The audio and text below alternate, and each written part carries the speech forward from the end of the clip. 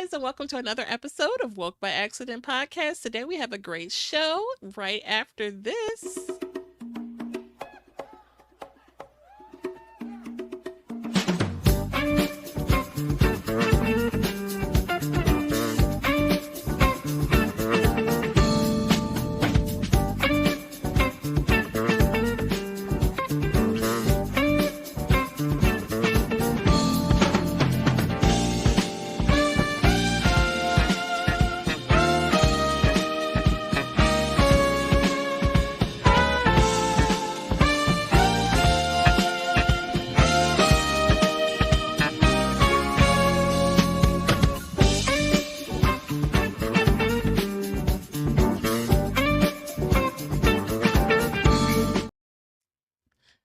Hey guys, and welcome to another episode of Woke by Accident podcast, a weekly chat about socially conscious topics impacting the culture. We are very pleased to have our co-host, Sambaza, host and creator of the Sambaza Podcast. He is a two-time nominee for the Best African Diasporan Podcast by the APVA, and he is from the Republic of Kenya in East Africa. He has also been a presenter at the Afros and Audio Podcast Festival discussing Pan Africanism, and he will be the 2024 ambassador for Afros and Audio Podcast Festival. Again, welcome, Sambaza. How are you? Oh, thank you, Jen. How are you? Doing well. Glad to see ya. Another week. We are. And thank you for everyone joining in. I'm very pleased to have you join us with this content that we're doing and another great episode and guests for you today. Any thoughts about our guests and show? Oh, I think the it actually ends the month in a great way because I think being Juneteenth, it's a way of celebrating the end of the month, and it's a whole month of celebration. And I think it doesn't stop here, but this is just culminating what has been going on over the last month. I agree. And it's, as long as we've been celebrating Juneteenth in so many different spaces and ways, there's still a lot of people out there who don't really know a lot about it, from all cultures and backgrounds, including, a lot of Black folks. So I think this will be eye opening for many and, some good information for sure. All right, True, so true. I will go. Yeah, for sure. So, with that, we'll go ahead and talk about our next guest. Our next guest is the president and founder of the United Unlimited Incorporated, a grassroots organization focused on educating young people about diversity, unity, and tolerance. She's the granddaughter of Dr. Opal Lee, who is often referred as the grandmother of Juneteenth. Her activism and dedication to the movement was instrumental in making Juneteenth a federal holiday, the 11th federal holiday. So we are glad to welcome Ms. Dione Sims. Welcome. Hello. Thank you for being with us. I'm so pleased to have you today. How are you? Doing well. We Great. have completed our Juneteenth activities for the month. And so now what is that? Waiting to exhale. Now we're exhaling. Fabulous. Fabulous. Glad to hear that. Yeah, so Sambaza, Actually, how has it been so far? Because I know I've seen you do a lot of work mhm. on the scenes over this past weekend. I know there was the walk and everything else. How did that go? So we actually have a full month of Juneteenth activity starting from the first of the month. Our ecumenical, which is our breakfast of prayer, where we acknowledge God and thank Him for the freedom that Juneteenth represents. And we pray for our nation. We pray for the healing of our nation because the original sin of slavery has torn through our country and it still affects us today. So we Mhm. pray for our country, and then we have our Miss Juneteenth pageant. Our Miss Juneteenth pageant, we had 14 young ladies who were a part of our enrichment program from January to June. and it culminates with the presentation and the pageant. So we now have a Miss Juneteenth DFW who will be representing the DFW area in the state pageant. November, no, July the 11th in League City here in Texas. And she really has the capability to go on to national. If she wins a national in October, we will have had the second of four Miss June teams from the DFW area represent the national Juneteenth organization. So we're really looking forward to how well she does this coming up in July. Then we have our youth program, which is a vocational and a fine arts program for 2 weeks. And then they participated in our Empowering You, which is our educational component of Juneteenth. It was 2 days of panels of health screenings, of course, blood pressure and diabetes, mammograms and prostate screenings, job fairs. And so all of that is our educational component, because Juneteenth is more than red soda water and barbecue. It is an empowering holiday. And so then we had her walk. And her walk was our big symbolic symbol of freedom and the unifying of people just coming together to show their support for what Juneteenth represents. And so we've been at it since the beginning of the month. And so it's been a great month, though, for sure.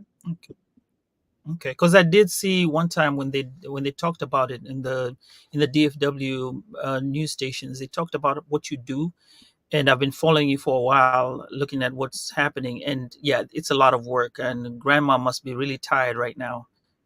How is she Actually, doing? you know what? I compare her to do you in Black Panther, all right? When Siri made T'Challa the second suit that absorbed all the hits and then pushed it Mhm. out. My grandmother wears this suit and it absorbs people's energies when she's out and about, and she is okay. I mean, and so as long as she gets a chance to take a power nap, she's good to go. But for the most part, she absorbs the positive energy that people give her, and when she goes out. And so she's like the Energizer Bunny. I promise you, she just keeps going and going and going. All right, so now this brings about why we have you today. We're going to talk about her in your eyes, and Okay. start off by telling us a little bit about your grandmother. I know you just started it. Just tell us a bit about her and her lifelong dedication to making Juneteenth a federal holiday, Well, and folks what make it inspired. sound like Go ahead. it's been a lifelong dedication for her to make it a national holiday.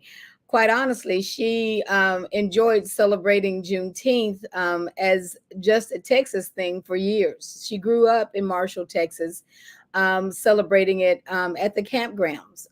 They made a big deal of it in Marshall. When they moved to Fort Worth, there wasn't that formalized big Juneteenth celebration that she was used to. So folks celebrated Juneteenth, with the family in the backyard, at homes, kinds of things. And then in the 70s, with the Poor People's March, there was a resurgence of celebrating Juneteenth in the nation, right? Because they actually had the Poor People's March on Juneteenth on purpose, intentionally. So it brought a resurgence into something that had faded away, which is celebrating Juneteenth. And so in the 70s, she and a group, matter of fact, she is just one of two of the original team that put together the first Juneteenth celebrations in 76 here in Fort Worth.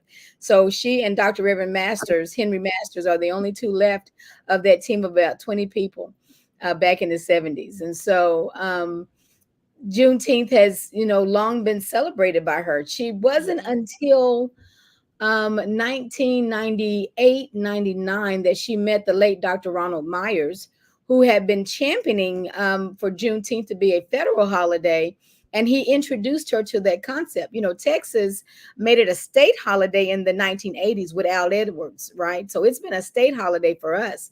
But Okay. Dr. Ronald Myers of the National Juneteenth Observance Foundation introduced her to the concept of why Juneteenth needed to be celebrated nationally across the country.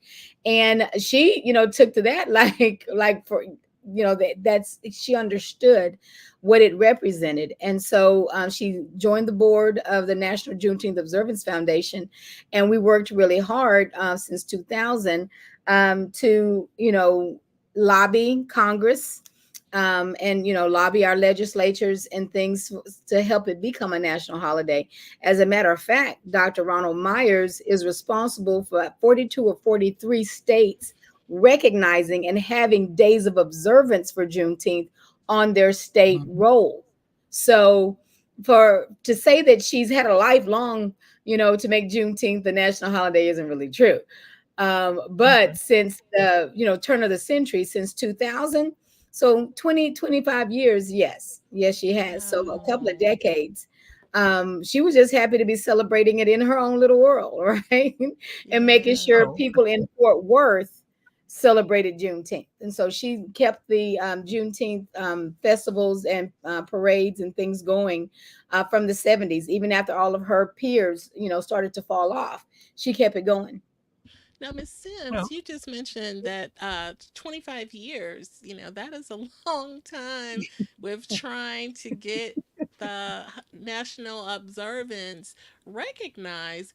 What were a few of those challenges? I mean, I can imagine. Well, the greatest challenge to the movement, not just to my grandmother, but to the movement, was getting people to see a broader context of Juneteenth than just Texas. And, Mm-hmm. they, fought Texas. They fought us here in Texas because we held it so close to the vest. That was the day that enforcement came here. And so the other states were like, why are we celebrating Texas being told late? why that, right? So if you really want to celebrate freedom, and then it needs to be when the 13th Amendment was ratified, that caused slavery to be outlawed in the U.S. Do you know when the 13th Amendment was ratified? December of uh, 1865. What yeah, are we doing in 1865. December? What are we Christmas. doing in December? Christmas. You can't Right. celebrate freedom and Christmas at the same time. Come on. So the other thing that they said, well, really, if you're celebrating, the enforcement of well, then you need to celebrate when the emancipation took place. Emancipation went in effect January 1st of 1863. What are we doing on January 1st? That's gonna be New New Year's Year's. Getting over celebration. New Year's Eve, right? Yeah. We're celebrating the Mm-hmm. new year. Well, you Yeah. can't put Yeah. those on those days, right? Right. And so when you try and find a day that symbolically represents freedom and Mm-hmm. emancipation, you find a historical day of significance, which slaves were, freed on, and that's Juneteenth. So it Mm-hmm. having the ability to have a national narrative around the significance of Juneteenth that everybody could understand was the greatest challenge, and accept was the greatest challenge. It's kind of like Christmas. Christmas celebrates the birth of Jesus, a historical fact. Person walked on earth. It did happen. But December 25th is not the day that Jesus was born on. But it is the globally recognized day to celebrate a historical fact. And that's what we had to elevate Juneteenth out of a Texas connotation to being a representation of the national freedom of emancipation, right? So that was the greatest challenge, is getting people to see it not just as a Texas thing. So Okay. Now, question: When, as you're growing up, right? Most of us, you look at grandma. You're looking at grandma on a different perspective. When did you realize your grandmother was doing something historic and monumental? my grandmother was my grandmother. She's always done, she's a humanitarian first. So a lot of people know her as the grandmother of Juneteenth. That's when she, popped on the stage and, became this celebrity, and the face of Juneteenth. But before that, she's always been a humanitarian. And so I've always seen my grandmother helping people. People, she doesn't throw anybody away. Everybody has a use. All right.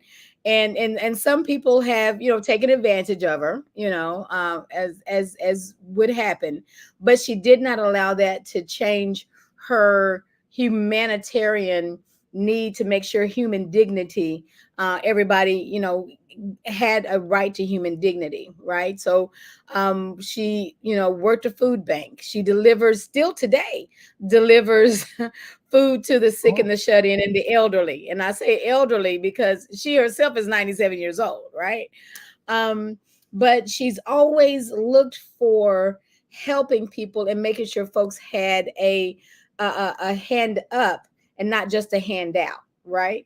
So seeing that, and seeing that she wanted to make sure her peer group, those that were her age or a little younger, did not get left in the technology age. We ran a computer school together. I taught it in one of the buildings where actually we're going to be putting the National Juneteenth Museum. But we got a grant to have a computer school for seniors. And but she didn't want her peer group to not know technology, know how to use their phone to talk to their children, right? And be scared of technology. So she's always been that kind. All right. And I've always seen her be that. When she became this national celebrity, it was part of the brand that I helped to build. Right. So she comes and tells me that she wants to walk to DC to talk to President Obama about why Juneteenth hadn't been made a national holiday in 8 years. And I and she says, I'm going to walk 2.5 miles in the day and 2.5 miles in the evening to symbolize the 2.5 years that it took for enforcement to come to Texas. And I said, you do know that walking, 5 miles a day, 2.5 morning and evening, President Obama will be out of office by the time you get there. And she said, it's not going to take me that long. He's going to see me walking and he's going to call me to the White House. And so that was her goal. That was her thing. And so my job was to make it happen. She said, and I called my dad. I checked with my dad to say, hey, your mom was talking about walking to DC. And he said, well, you're not going to be able to stop her. And I said, okay, I just want to make sure I'm not going to get in trouble, because my job is to make, whatever she, wants to do happen. And so to that end, I put together the plan. Google Maps has the little blue dots when you put it on the walking little app. When you put it on the Yeah. walking app, it turns it into the little blue dots. So 1,440 miles, with the little blue dots was what we were started out doing. And we Oh, took wow. off September 1st of 2016, walking to Washington, and putting together a web page for it, putting together a GoFundMe for it, because I mean, Mhm. putting together press releases and kicking it off. And so that was what I did. And so someone had promised us a RV that we were going to skin, and put her picture on it. So when the RV ran through a particular town, folks would know she'd be there and they could walk with her, right? But they, as we got going, they had a change of heart. They rescinded giving us the RV because they thought what she was doing was too political.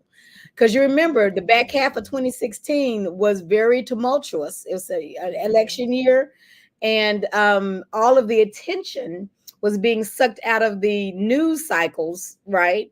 At the time. So she didn't get the visibility that she wanted. We did change from uh, a mile for mile walk to a symbolic walk when they rescinded the RV.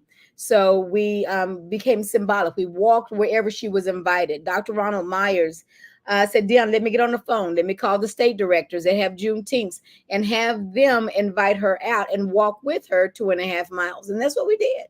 She walked all over the place. We, Shreveport, Little Rock, Arkansas, Fort Smith, Arkansas, Pueblo, Colorado. She was in Chicago, came down to St. Louis, then into Selma, Alabama. The folks in Atlanta came to Selma to pick her up and take her to Atlanta. So we walked in the HBCUs, and then she went to North Carolina and South Carolina, Philadelphia, Pennsylvania, and then we went to DC, and she, walked from the Frederick Douglass House to the Capitol, in January of 2017, and so that was the end of the first part of the campaign. Wow, that is really outstanding. And it shows her dedication and determination. It really does. Through that process, I mean, traveling, although you mentioned St. Louis, so hey, St. Louis, that's my city. I had to throw that in there, but it's very inspiring. But I mean, like you said, you were promised some things that didn't come through, and those letdowns. How did she maintain the determination in those moments of being let down by people, or, things getting away sometimes? To know my grandmother means that she doesn't take no for an answer, because I did ask, are we going to stop now that we didn't get the RV? And she says, for what? And so that's when, Okay. we reached out to Dr. Ronald Meyer. So my grandmother doesn't, again, it's like that blow from Black Panther. All right. So she just takes that negative, letdown and absorbs it and goes, okay, let me push out some more positivity, and we're just going to keep going. All right. We're going to still step 2.5 miles. We're going to still walk. And so now we change it. All right. So we change it from a mile for mile, walk to a symbolic walk, just as important. And so now we're sharing the walk with others, right?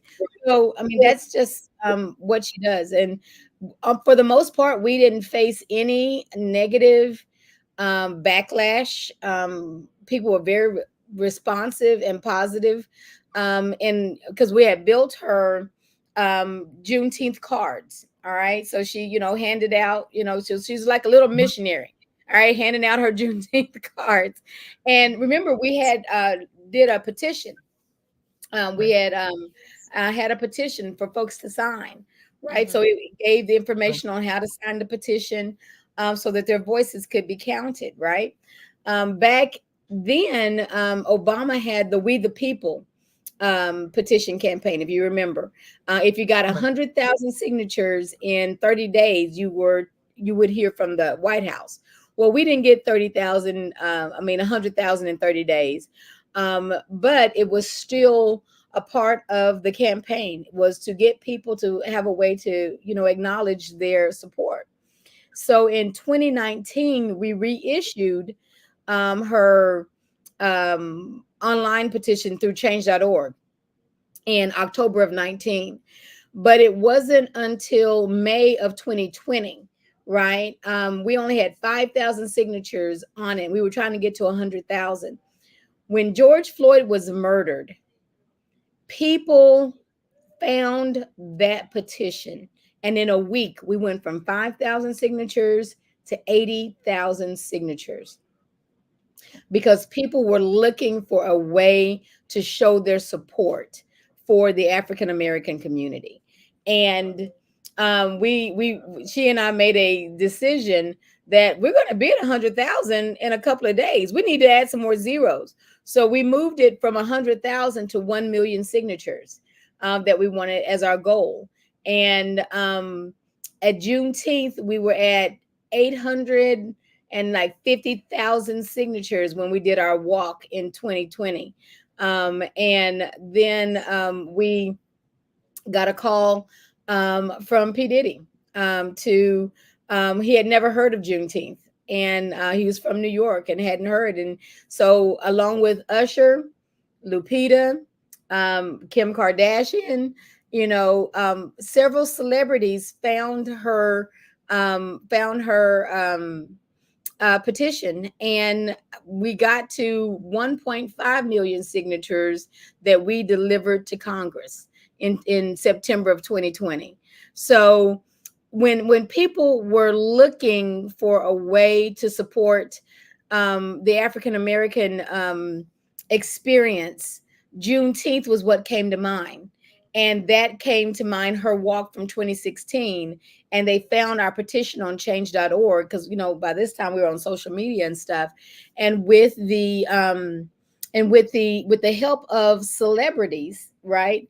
The word got out there. And so we delivered 1.5 million signatures to Congress.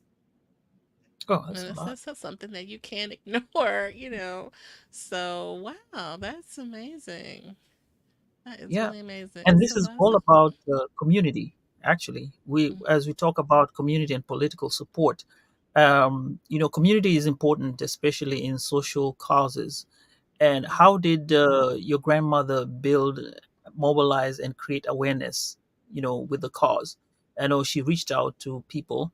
Well, Um, so mhm, quite honestly, the political part was really handled by the National Juneteenth Observance Foundation. They had a great arm, and again, Dr. Ronald Myers had built bridges across the aisle, right? mhm. So they were really the lobbying part of Juneteenth.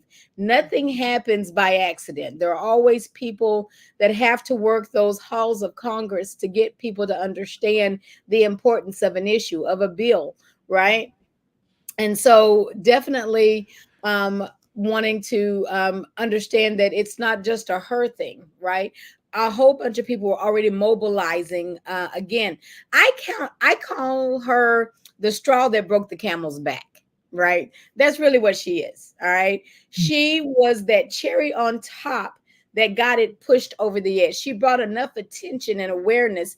And you have to see how the confluence of items from George Floyd to Trayvon, and even here in Texas with a Tatiana Jefferson, things were just building up that, something had to be done. There had to be something that said, African Americans, we see you, we hear you. Black Lives Matter, right? There's something. And so her push to bring awareness to that need for Juneteenth to address the systemic racism we were seeing is what pushed it through, right? So again, having political friends, all right, people that acknowledge the fact that Juneteenth needed to be a national holiday. It was time for it. Was a long time in coming. All right. You talk about, I say 25 years like it's just, a drop in the bucket, but they had been working, right, to build that awareness, to build those bridges in the halls of Congress. Dr. Ronald Myers and team had. And so her being a board member of NJOF, and putting her personal skin in the game, right? Because that wasn't asked of her as a board member. That was her idea, right? So that was what she gave to the cause. And with that, it just allowed people to find themselves in the Juneteenth story, right? How can they help support the African American community? So it takes a lot. It takes a lot to make a bill. I mean, and you got to get people on both sides of the aisle, and that's why it passed 100% unanimous vote in the Senate. We worked the Senate quite well, all right, and in the House, because I'll tell you, in 2020, in July of 2020, the Senate put it up for a vote, and one senator blocked it in July of 2020. So when we delivered the 1.5 million signatures to Congress in September of 2020, we Mm-hmm. had planned to give each representative and senator their state's signatures. Instead, we sent all 1.5, all those boxes, because we had it change.org printed out everybody's name. We sent all those boxes that we took to Washington and mailed them to Senator Ron Johnson's district office. Oh, wow.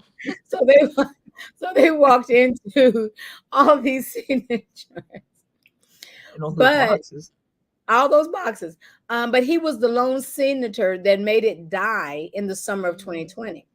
Mm-hmm. So when he released his objection in June of 2021, and the Senate Mhm. had a unanimous vote of supporting Juneteenth as a national holiday, I Mm-hmm. got calls. I got calls. People were calling saying, "Y'all did it! You did it! You did it!"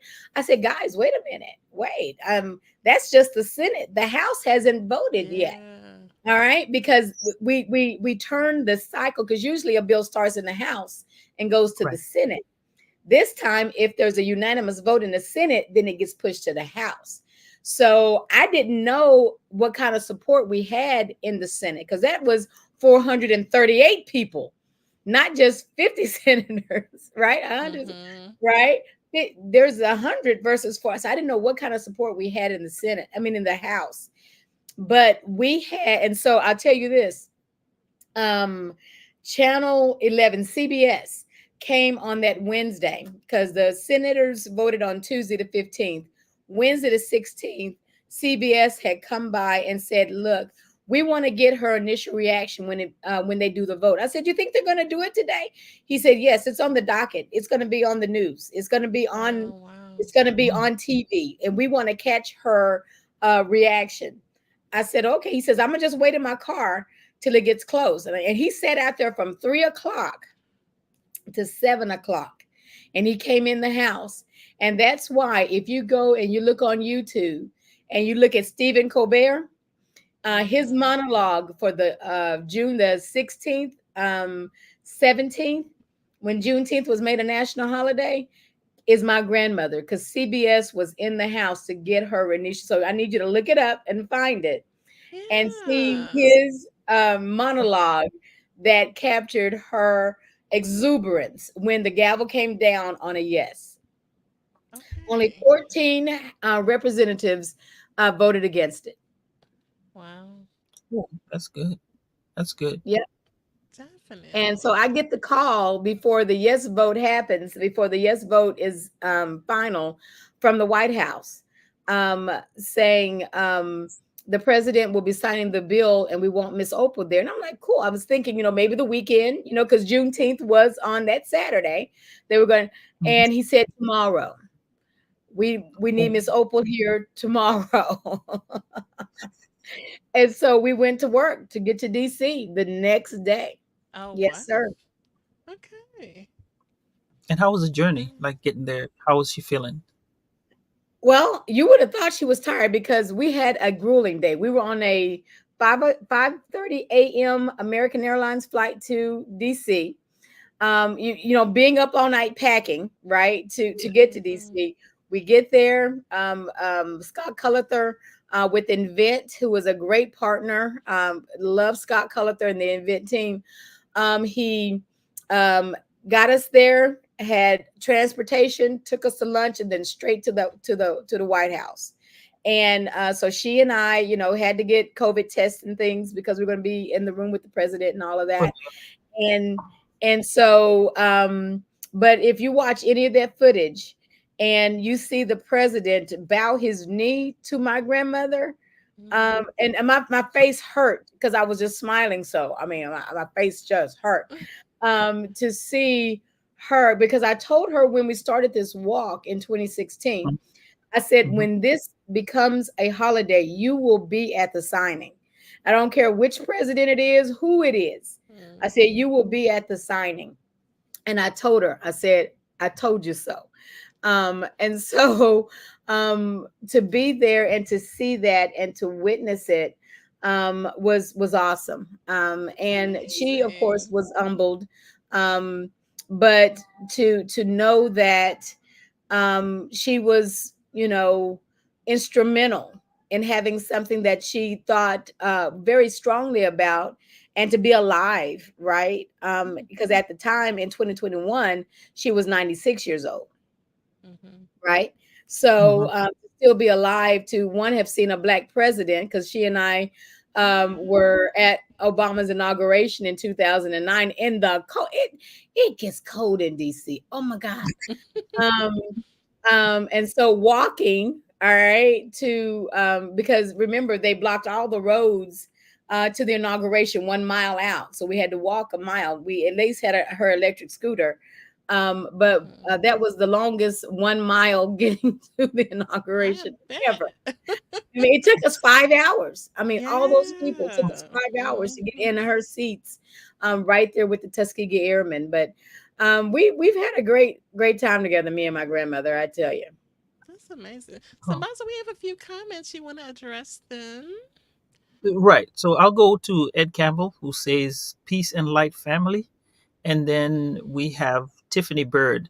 Now, she asked the question about the senator, Miss Sims. She's asking Mhm. why the senator and the other representatives, what was their reason for saying no? So in 2020, Ron Johnson's objection was we could not fiscally, because he's a fiscal conservative Republican, could not fiscally support another paid holiday.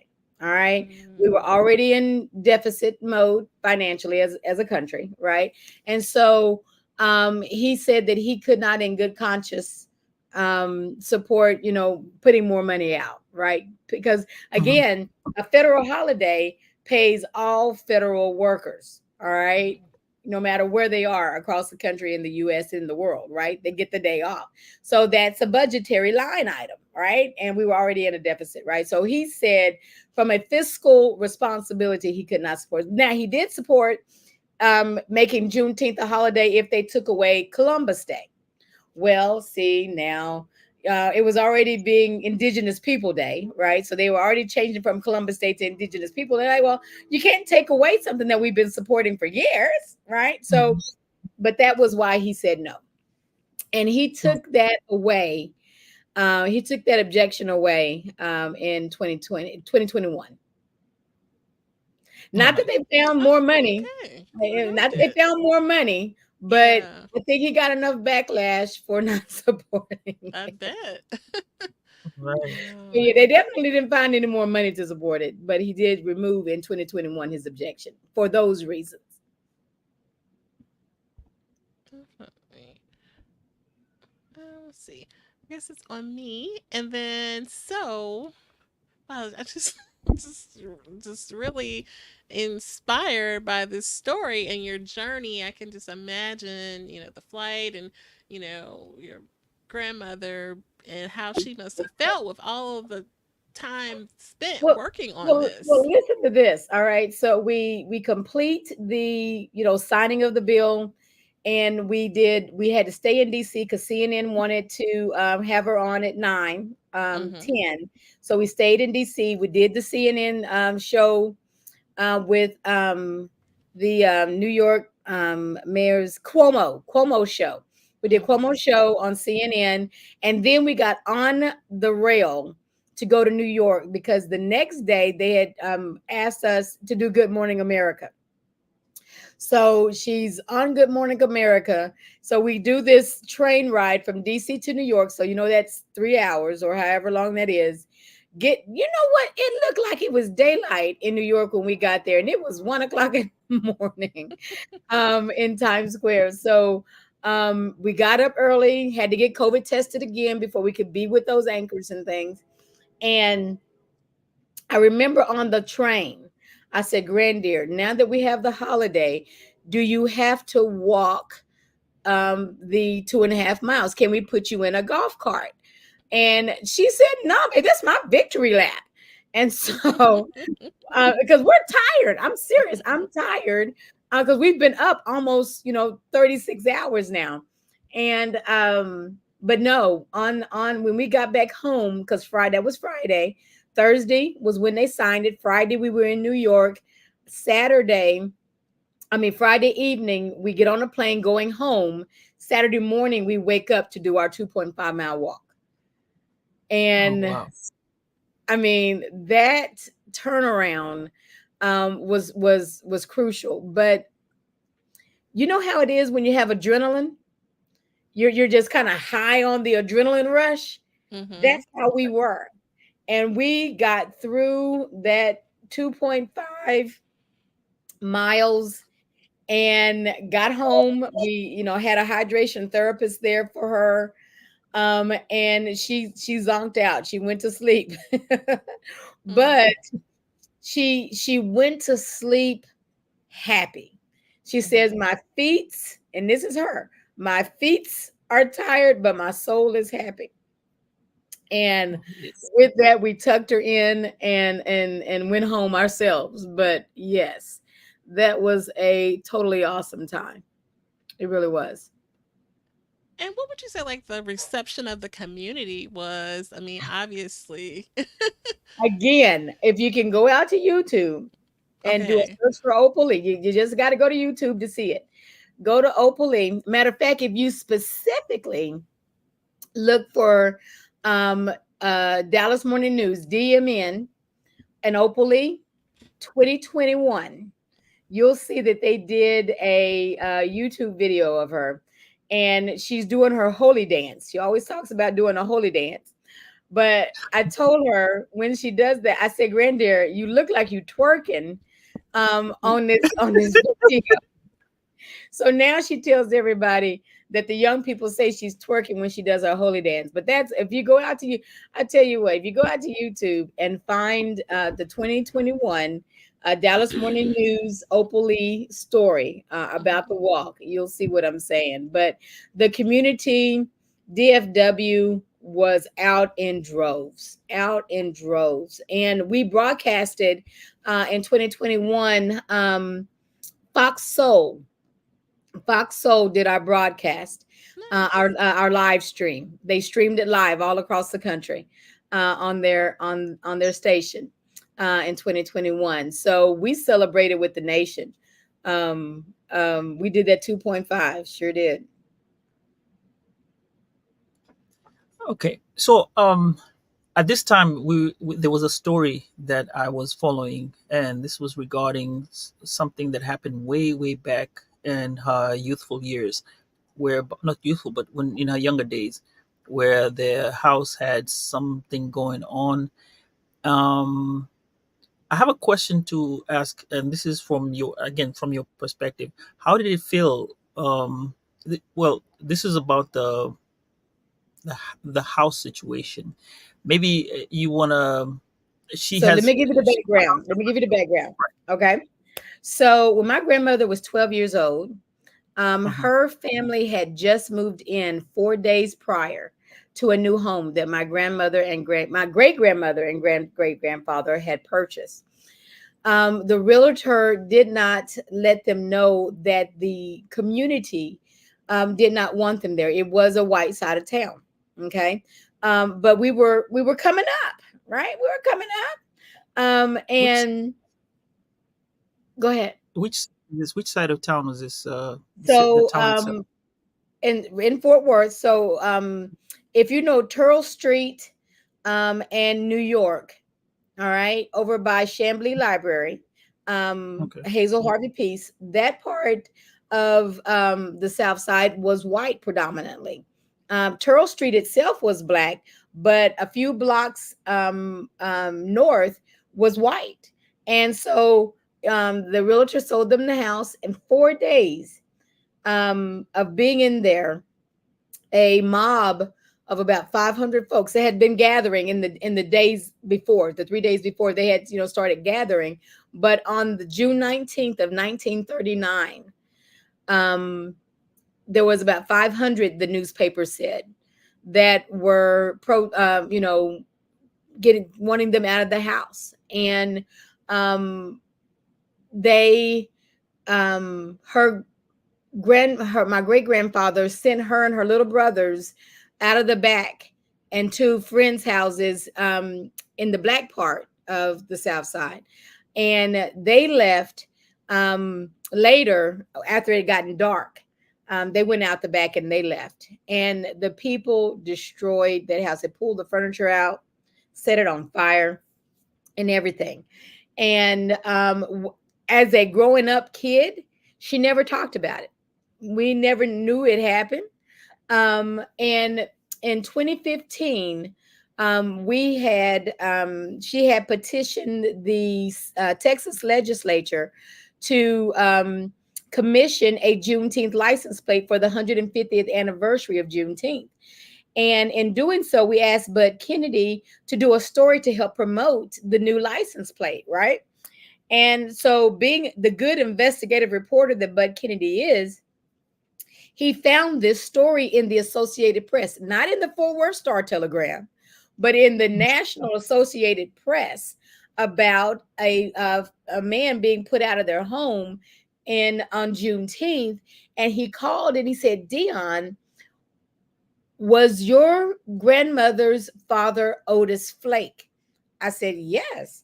He says, Dione, I found this story about them being burnt out of their house on Juneteenth. Is that your great grandfather? Is that her dad? I said, send it to me, bud. Send it to me. Wait a minute. We had not heard of this as her grandchildren, as her children hadn't told us about. And it was the story about her. And so she says, yeah, I remember it happening. But her mother and her father never discussed it with them. So, and I think that was a coping mechanism, just like people that grew up in the Tulsa race massacre. Mhm. They didn't talk about it. And matter of fact, the generations now are like, this happened and this happened because Black folks did not talk about that stuff because one, they didn't want more retaliation, right? And Right. so as a coping mechanism, you just don't talk about it. And so she buried it. And her mother never talked about it. She never talked about it to us. But I think in burying it, it also protected her heart so that a seed of bitterness did not take root in my grandmother, such that she would hate white people. And because today she's a strong supporter and proponent of unifying and bringing people together. But if they had harped on it and made it about the hurt that they experienced, it could very well have been a totally different story for her, right?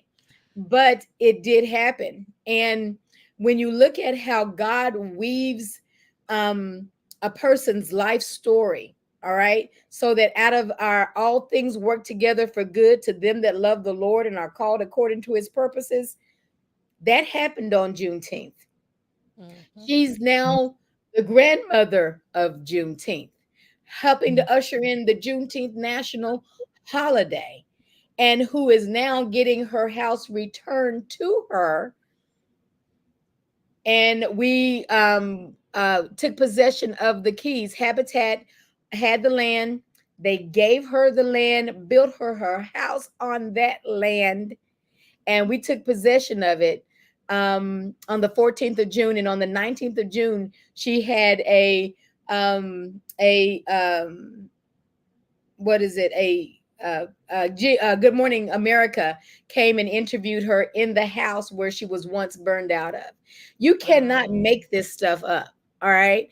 God is totally had my grandmother cradled for a time such as this and Mm-hmm. had me building a nonprofit on my own so that I could be the one to take over and help her drive it to here.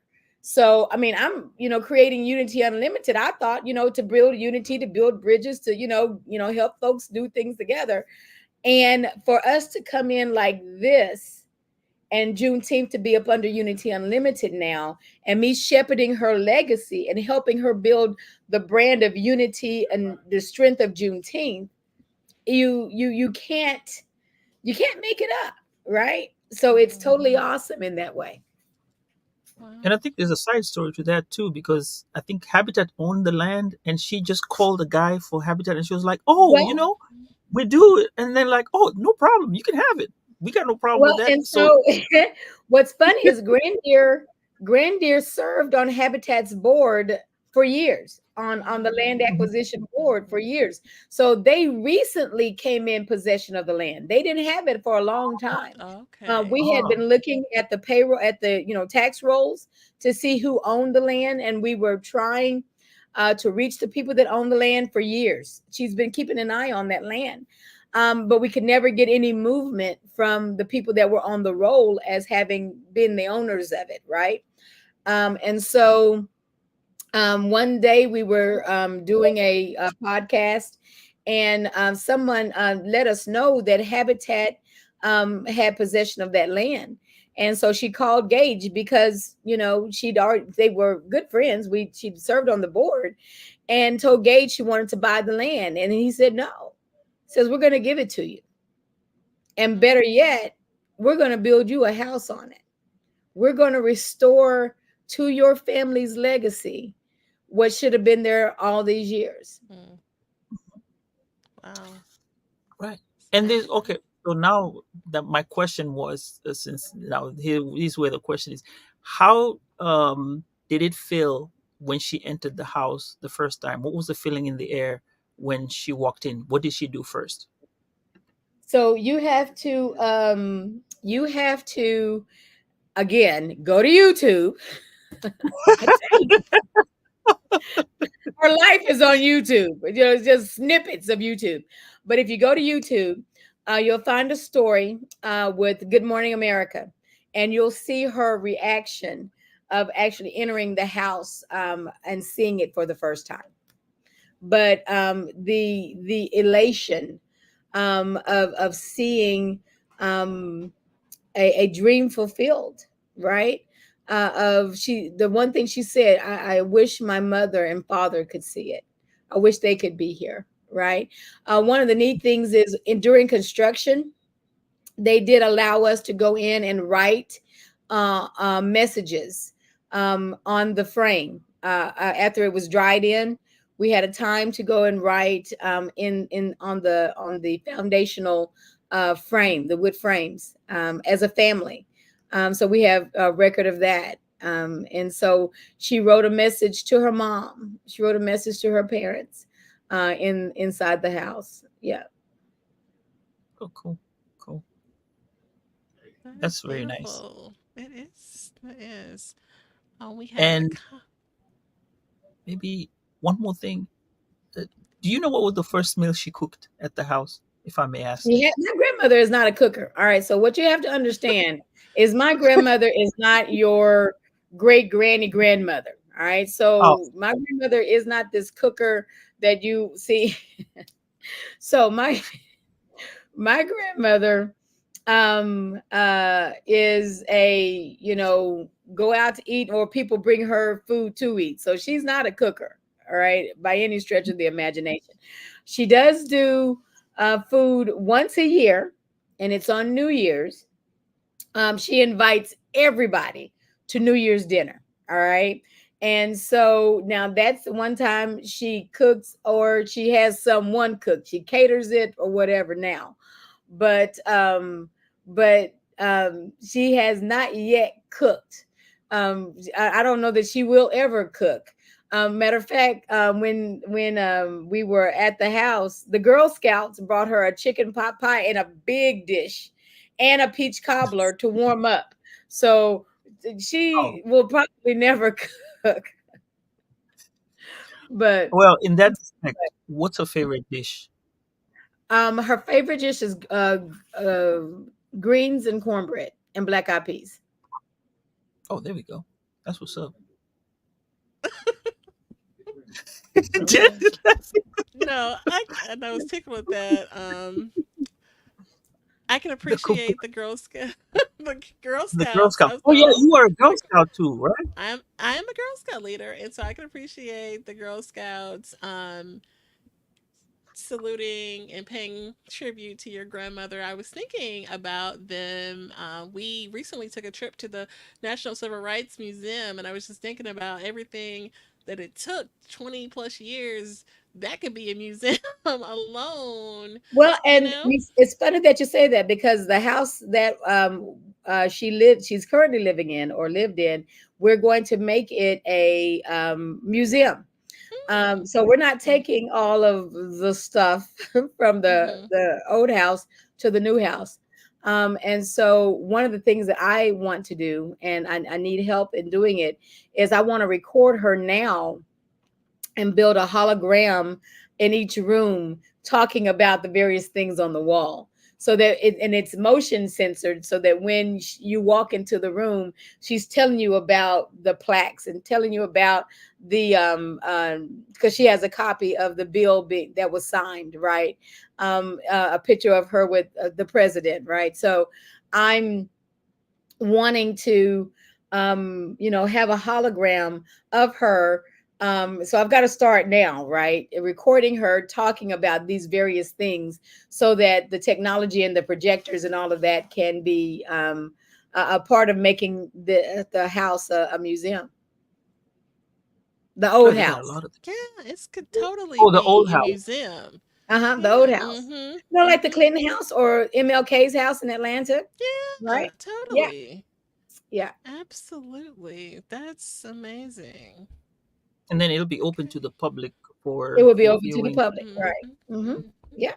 When you talked about something, a museum that's coming up. Other than that, is that it's going to The be at the place? national, That's the yeah, one we're so talking that's the National Juneteenth Museum. about. Okay, let's talk So, about that. all right. So the National Juneteenth Museum is slated to open 2026. And you have to know about Jared Howard, who's a Fort Worth person here, born and raised. Several historical ties to the area. Matter of fact, his grandmother is one of the leading people who started or was a part of the Freedmen's Town of Stop Six, right? And so he came and talked to Grandier about kind of why his job, we had went to ask for money to support Juneteenth, and they didn't have it, but they sent him to kind of smooth it over with Miss Opal. And so she said, okay, we did that. What do you want to do? Who are you? Right. So she asked, because she's always concerned about people and their visions and dreams. And he told her about a project to restore the historic South Side, and to bring economic development and revitalization to the historic South Side, just as soon as he got the land. And she told him, I got land. And from that point forward, and that was in 20, let me see, that would have been in 2019. Okay. 2018, 2019. From that point, Ms. Opal gave her land at the corner of Evans and Rosedale as a part of the vision for revitalizing the historic South Side. As we get to Juneteenth being a national holiday, what we understood is that my grandmother had a Juneteenth museum on that land prior to for 20 years. From the time that Dr. Myers talked to her about Juneteenth being a national holiday, she started a Juneteenth museum locally in Fort Worth on that land. And so Jared checked to make sure that there wasn't another national Juneteenth museum anywhere, that there wasn't a sanctioning body that had to approve it being, not in DC, because, most national things are, didn't have to be in DC. And so again, how God orchestrates and, weaves a person's life story. She had her house burned down at 12 on Juneteenth, becomes the icon, the image of Juneteenth, the grandmother of Juneteenth, was there at the signing of the bill. Before that, she had a local Juneteenth museum in the heart of Fort Worth, right?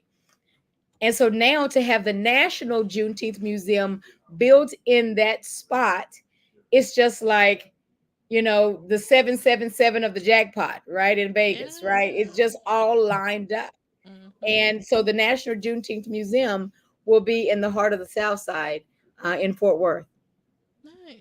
Okay, and I think we have a comment here from Tiffany. She says, "What a full circle story! Look at God." Look Amen. at him. I mean, won't he do it? It's just an amazing um life, right? And I thank God that I was a part of helping her come full circle, right? And again, how he orchestrates. You think you're doing your thing for you, And all the while, God's got you in the wings because He needs you just a little bit later on to help fulfill a dream and a journey. Okay. Definitely. Now the journey has not stopped; it's still going on, Of course not. and you have the Unity Unlimited org, right? The Mhm. nonprofit. What's the vision of? First of all, tell us about it, and then what's the vision going forward? So Unity Unlimited, again, was birthed out of seeing young people having this resurgence of division and hatred and prejudice that I didn't grow up with. I personally didn't grow up with it. So seeing it in young people, and again, it was birthed, I think, because of stereotyping and profiling was coming into the police, coming back into the fold, right? And so my goal with establishing Unity Unlimited was to provide opportunities and programming and education about working together. Because if young people cannot work with other people besides the folks that look like them, they weren't going to make it in corporate America. They weren't going to make it, if you can only work with people who look like you. The world is too diverse. So my thing was to help them see people as human beings and not as races, right? And so when I asked my grandmother if I could help her with Juneteenth and understanding her heart for Juneteenth to be a builder and a unifier, it fit well with the mission of Unity Unlimited already. So bringing that under as our programming is one thing. We also have Opal's Farm, which is named after my grandmother because she saw that people needed a job. We live in a food desert here in Fort Worth. And so she asked people standing in line at the food bank why they needed the help of the food bank. And 66 people said that, they were previously incarcerated, couldn't find work or couldn't find good paying work. And so she asked them, would you farm? And they said, yeah, I did it in the system all those years. I know how to farm. And so she set out again, the humanitarian set out to build an urban farm in our neighborhood that could employ them as well as provide an education.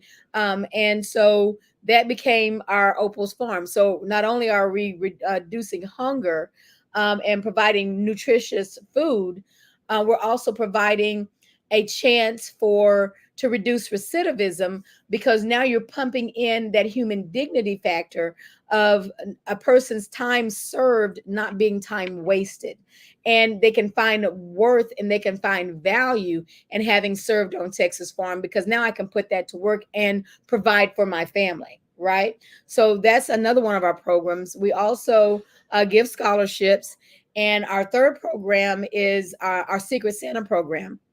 And our Secret Santa program, unlike most Christmas programs that focus on getting toys for kids, we focus on helping grandparents who are now raising their grandchildren with shoes, clothes. We try and get them 3 pairs of clothes, socks, underwear, a coat, and then a toy.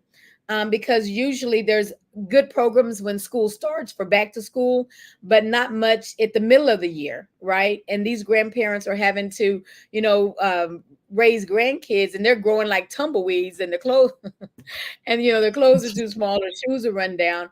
And so you're not wanting those kids to, feel bad because their grandparents can't provide for them like they want to, right? So Right. that's our back half of the year. So Juneteenth covers our first half, and then our back half, we work on our Opal's Farm year round, Secret Santa, and of course our scholarships. So we're just about our 3 E's. Our 3 E's are educate, empower, and entertain. Nice. So we have this question from Nadine Gable, all the way from Louisiana, New Orleans, Louisiana. And she says, now with all these amazing and famous steps, how do we get blacks to wholeheartedly support Juneteenth, the 19th? Most businesses didn't sell J19 merchandise this year. Many blacks didn't even know, care, or disapproved of celebrating J19, that's June 19th. How do you change that dysfunctional mindset? But before we get into it, now I'll tell you this. She throws a mean Juneteenth party every year. Miss Nadine does. Yes. Okay. Um, well, it really does take education. Um, a lot of people still believe that Juneteenth celebrates slavery, and it doesn't. Juneteenth celebrates freedom from slavery, but you also have to elevate Juneteenth to be more than just a historically relevant happened that something that happened in the past. Juneteenth has to take on the rallying cry of what freedom means for everybody. And one of the things that I think Black folks, again, when we started this conversation, we kept making Juneteenth just about the African American experience, all right, and trying to make it just about us overcoming, the hardships of slavery, our resilience. Juneteenth is relevant today and tomorrow because it becomes a sounding place where we can have some real conversations about the effects of slavery on us today. And so that's going to be, if we can get Black folks to sing Juneteenth not as a a mark of disapproval or disgust or of a inferiority complex, but an empowering holiday, then the young people will see that because I have Juneteenth, I can talk to you about racial discrimination. I can have real conversations about what does reparations look like. One of the things people used to say before we got the holiday is, well, what about reparations? What about I said, you cannot repair what you don't think existed. And what Juneteenth does is it says, America, slavery existed and it caused an irreparable harm on this ethnic group. And so now we need to repair that breach. That's what Juneteenth does because it's on the national calendar. We can talk about the effects of that drop into this pool of life and the ripple effects that are still happening through time 400 years later, right? And we have systemic racism. We have redlining that happened, all the effects of Jim Crow. You can't say that that did not keep people from being successful. It did. So now what are we Mhm. going to do about it? So we've got to make Juneteenth empowering instead of folks thinking that it is, a lower subclass holiday because it reminds us of what that we were enslaved. No, it's empowering because that we can use that to now bring change in policy, in procedure. And the other thing too is that we've got to allow Juneteenth to allow people to come together to celebrate us. One of the things that we, have a problem with is they call it a white savior mentality. We can't let white folks celebrate Juneteenth. They're going to take our holiday. That's bogus. All right. You almost made me say something else. But the thing is that Juneteenth will always be an African American holiday. It celebrates our history, our culture. But what you do when you allow people to celebrate you and celebrate your history, that brings it out of the back room to the forefront. It becomes a part of popular culture because now we can talk about it for real, right? And so as we work together, I put it like this: what I don't need is sympathy. Yes, we were oppressed. We had it hard. It wasn't fair. Life wasn't fair. Black, white, colored, all that stuff happened. It did not need to be erased. You can't sugarcoat it. You can't whitewash it. It's history, good, bad, or ugly. I don't need your sympathy. What I do need is I need your empathy. I need you to be where I won't be or where I'm not right now. I need you in the boardrooms. I need you on Capitol Hill in those committee meetings. I need you, on the school board. When you hear of stuff happening, my ally. And because you now have experienced Juneteenth and what it means for the African American experience, you can open your mouth and say, you know what, that's not going to be fair to everybody. We can't do that because that's not going to be received right in the African American community or in the brown and black communities if you leave it that way. Let's rework this.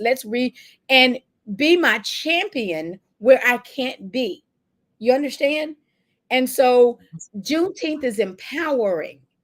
It is not a celebration of our past, but what we can be in the future. Oh, I like that. Sound very, very nice. So for me, I'm gonna say I am privileged to have this conversation with you because I was telling Jen, and each time we've been joking about this, that when I came into the country, I'm an immigrant. So when I came into the country, I remember at a party, and this was a guy from Philadelphia, and we were in Texas, and they were like, "Oh, I had just this is back in 2003," and he was like, "Oh, what are you celebrating Juneteenth for?" And I was like, "Wait, there's a holiday about Juneteenth because most of the time, as an African, we when we learn our history, we learn the history about the U.S. and slavery was part of it, and also."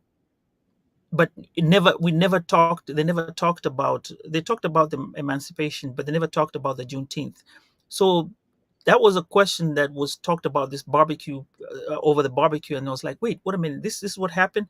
And then many years later we see it coming. So I do appreciate this conversation. It has enlightened me and warmed my heart as I've listened to you talk about it. And I should be making my way to Fort Worth actually, and see Well, what please is. do. Please do. I mean, you're in Um, the Metroplex already. You're in Mesquite. You're not that far away. right, right. I'll get my family, and we'll be up there and celebrate. Even the walk will be there. Well, good. Well, you got to hurry because in 2026, we're going to be walking down. 2025, we're walking Fort Worth. So walk with us Right. here. And in Mm-hmm. 2026, we're going to be walking in DC.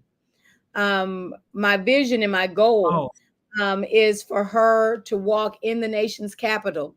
In 2026, the nation will turn 250 years old, July 4th, 1776. All right, will be 250 years. They call it a sesquicentennial. And I want us to be walking for Juneteenth in the nation's capital so we can celebrate freedom from the 19th of June to the 4th of July. One of the things that the National Juneteenth Observance Foundation says that my grandmother is keen on saying is that July 4th freed the land, but Juneteenth freed the people. And so for us to be walking in 2026 in DC, all right, ahead of July 4th, when the country turns 250, is what I'm planning for us to be there in 2026. So you'll get a all chance to right. walk with us in 2025 here in Fort Worth, but in 2026 we'll be in DC. Hey, who knows? I could be in DC too. We'll be there. Hey, you can come. We'll be- Hey, everybody could come, but right. that's where she's gonna be, and it is my plan that we will have Opal's walks in all 50 states, walking simultaneously with us. So if we kick off at 10 o'clock on the East Coast, 9 o'clock Central, 7 o'clock on the East Coast, and everybody starts their Opal's walk at the same time. And if you can't get to one of the host cities that's hosting an Opal's walk, walk 2.5 miles in your neighborhood, 10 times around the high school track, right? To get your 2.5 in and post it. Go live on Instagram.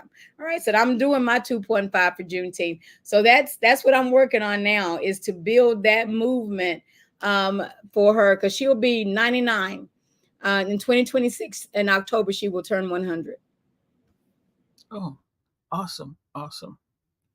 All right. And the last comment we have is from Tiffany Batty. Well, I guess you probably know her by now. That's my wife, and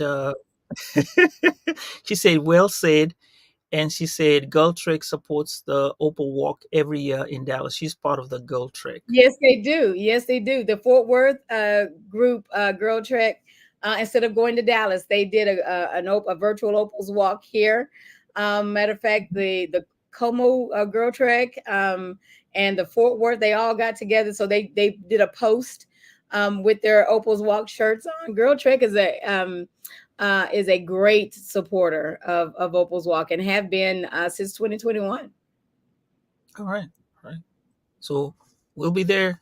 Jen, I think maybe the DC trip might be one we might be looking into. And anyone who's listening to this show, hey, you're most welcome to do the walk in DC at the time. 2026 it is. Right. And if they will follow us, what I'm working on now, so they can stay up to date on the things that we're doing. If you'll follow her on the Real Opal Lee, that's her Facebook and her IG. Juneteenth Strong is the Unity Unlimited Facebook and IG as well. Like us and friend us, and do that whole number thing would make the algorithms. Oh, I got somebody I want you guys to meet. Oh, sure.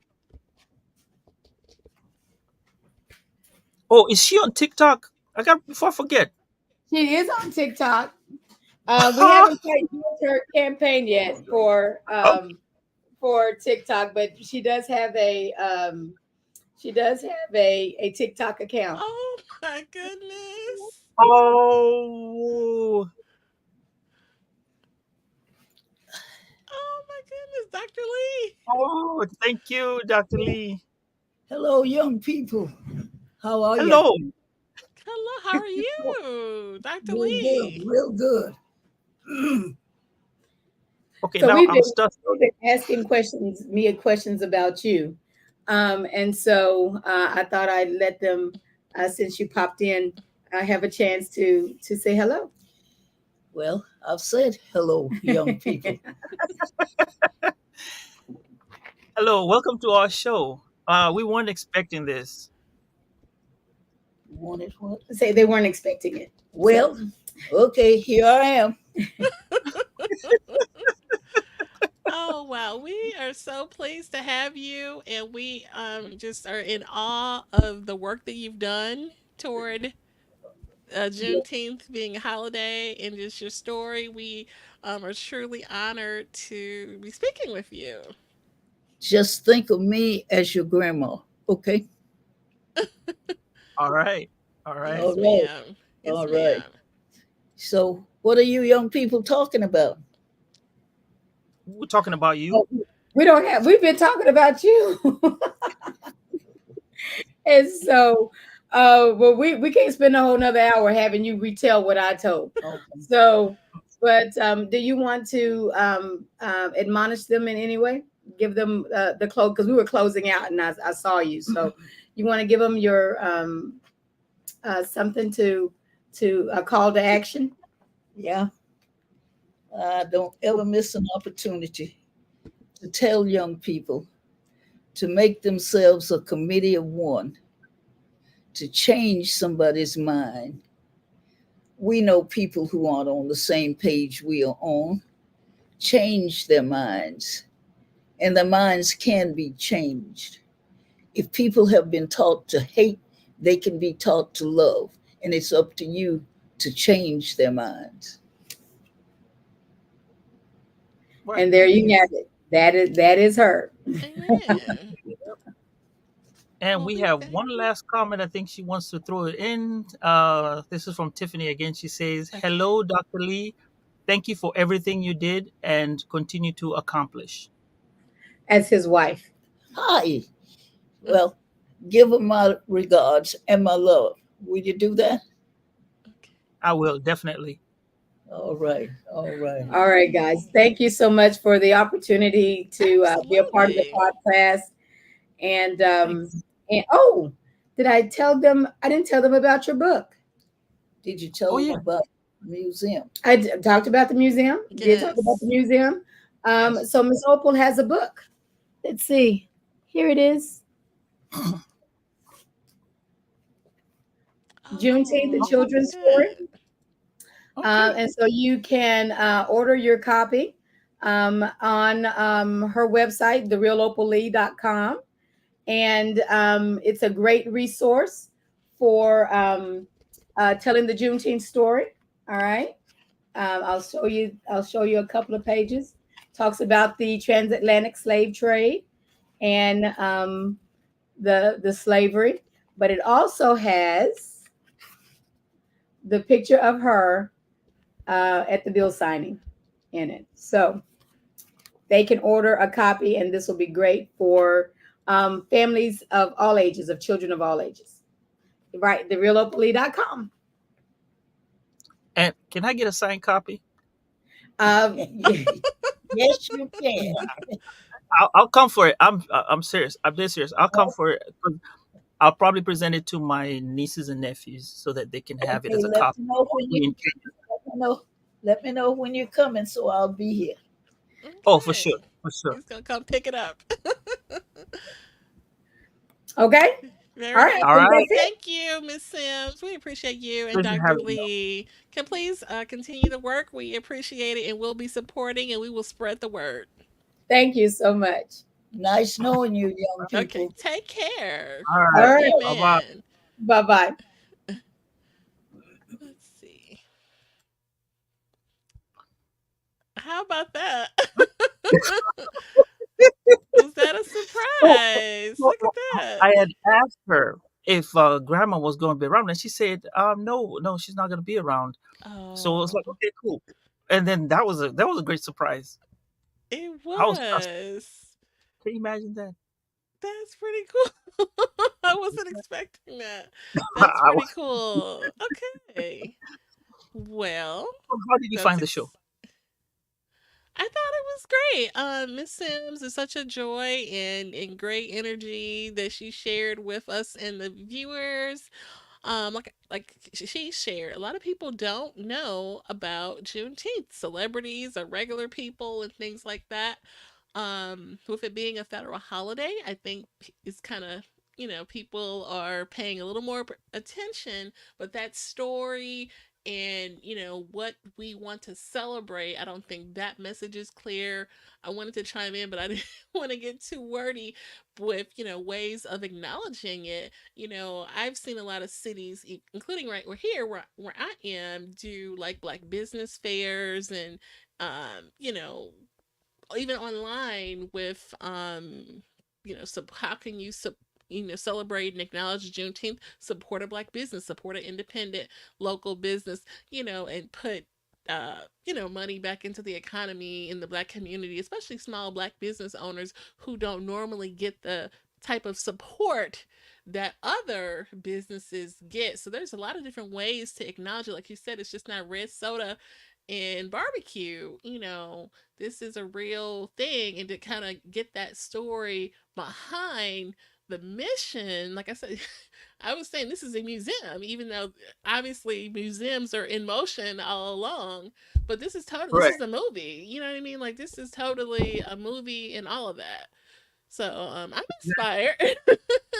Yeah. For And I think sure. if they start like for the month, like the way we do Black History Month, and then maybe they incorporate businesses like Black Business Week, where Hmm. they'll probably do like Restaurant Week, Black Restaurant Week as well. Part of the whole week, throw in whichever part of the country you're in. It doesn't necessarily have to mean that it's it falls in Dallas, Texas, or whatever. No, no, no. Even the South, all over, or up north. But just to acknowledge for that particular month, even though it's 365, we have to remember this: it's always 365, not this one time. It's just to highlight that part and celebrate that part of the history that we have. And it's great now that I've come to get to learn about it much more than before. So, Jen, Agreed. think we are done for the day. I think my cup is full. Alright. It is. So, everyone, hopefully you found today's episode meaningful. Please consider sharing it with friends or families. Our collective awareness and advocacy play a crucial role in creating positive change. So, we encourage you to stay tuned for more engaging content. We look forward to continuing these important conversations. And, Sambaza?